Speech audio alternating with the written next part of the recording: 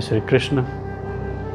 मैं दीपक कुमार एस्ट्रोलॉजर आप सभी को अपने इस YouTube वीडियो में एक बार फिर से अभिवादन करता हूं। दोस्तों, इस वीडियो के माध्यम से मैं आप सभी को ज्योतिष विद्या का एक संक्षिप्त परिचय कराऊंगा। अगर आपको मेरा यह वीडियो पसंद आए तो इसे लाइक, शेयर और सब्सक्राइब करना ना भूलें।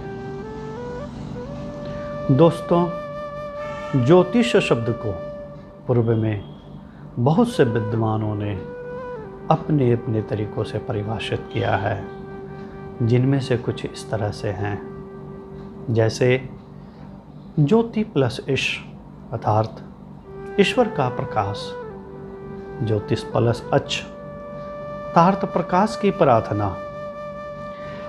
ऐसे अनेक परिभाषाएं पुस्तकों में उपलब्ध हैं जो कि बहुत ही सटीक प्रतीत होती है, परंतु मेरे अनुसार ज्योतिष समय और मानव को आर पार देखने की एक कला है, या फिर यूं कहें कि कुंडली जातक का आईने में दिखाई देने वाला उसका प्रतिबिंब है।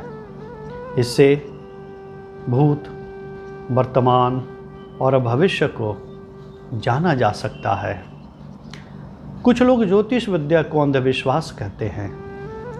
दोस्तों, किसी भी विद्या का ज्ञान न होने पर उसे गलत या अंधविश्वास करना उचित प्रतीत नहीं होता। जब हम उस ज्ञान को जानेंगे तभी उसके बारे में टिप्पणी करें तो बेहतर होगा। कुछ लोग इसे आजीविका का साधन मात्र मानते हैं। ज्योतिष विद्या को समझने के लिए समग्र दृष्टि होना आवश्यक है। ज्योतिष विद्या के परिचय के शुरुआत में सबसे पहले कर्मफल व्यवस्था को जानना चाहिए।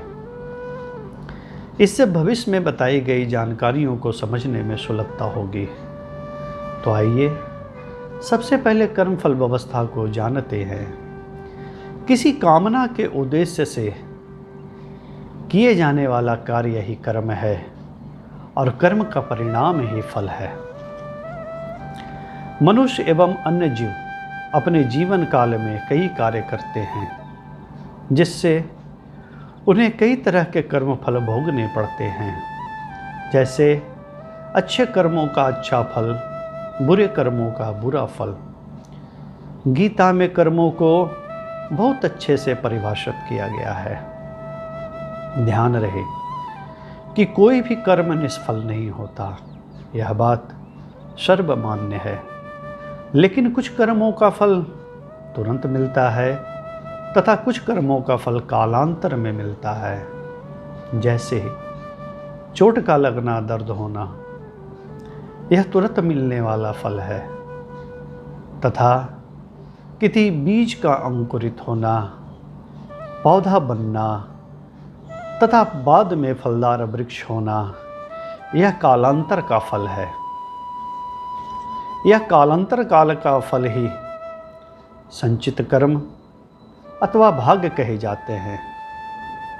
कर्मों द्वारा ही भाग्य निर्मित होती है। जो कर्ता अपने इस जीवन काल में कालांतर काल का फल नहीं भोग पाते, उन्हें अपने अगले जन्म में यह प्रारब्ध रूपी प्राप्त होता है। यह एक सतत चलने वाली प्रक्रिया है जो सभी जीवों पर लागू है। आइए इसका एक सरल उदाहरण जानते हैं।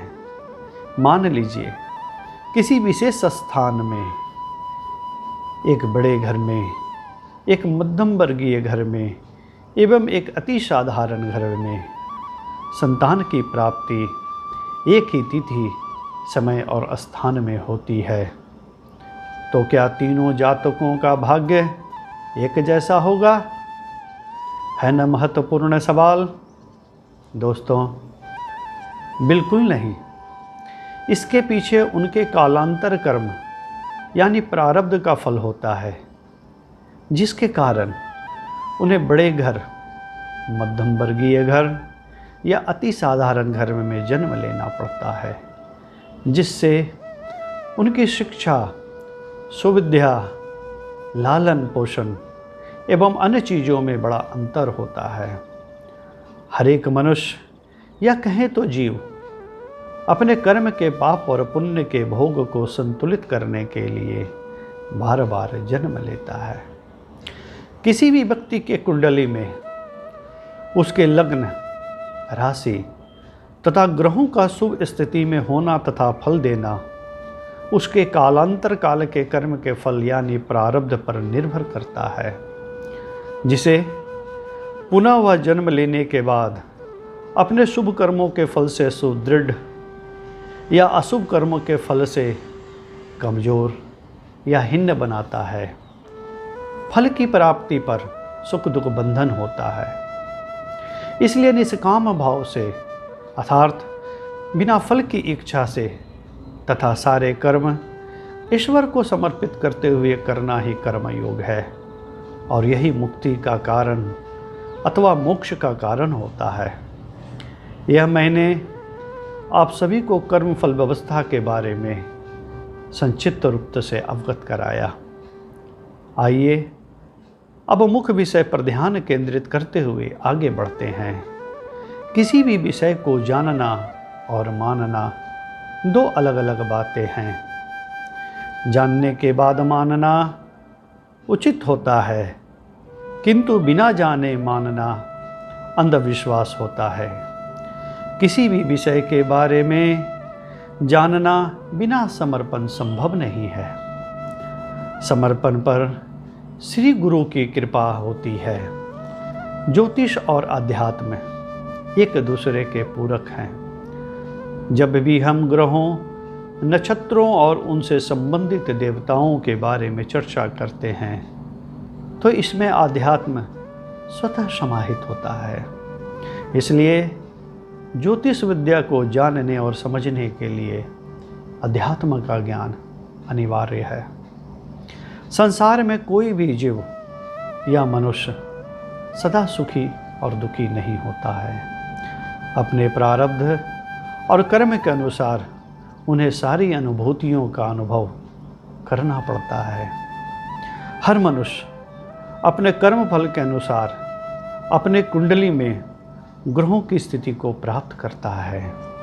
ज्योतिषाचार्य उनके कुंडली के अध्ययन करके उनके ग्रहों की स्थिति एवं दशा अनुसार उनके भूत, वर्तमान और भविष्य के बारे में सही मार्गदर्शन करते हुए शुभ ग्रहों की शक्ति एवं बाधक ग्रहों की शांति के उपाय बतलाते हैं। आज के इस वीडियो में मैंने आपसे ज्योतिष विद्या के परिचय यानी इंट्रोडक्शन में कर्म फल व्यवस्था के बारे में एक संक्षिप्त जानकारी साझा की। अगर आपको मेरा यह वीडियो पसंद आया होगा तो इसे लाइक, शेयर और सब्सक्राइब करना ना भूलें। अपने अगले वीडियो में इसे आगे बढ़ाते हुए आप सभी को नवग्रहों का पौराणिक परिचय संक्षिप्त रूप से कराऊंगा। यदि आपको अपने जन्म कुंडली से संबंधित कोई भी जानकारी प्राप्त करनी हो तो डिस्क्रिप्शन बॉक्स में दिए गए ईमेल आईडी में पूछ सकते हैं। जय श्री कृष्ण।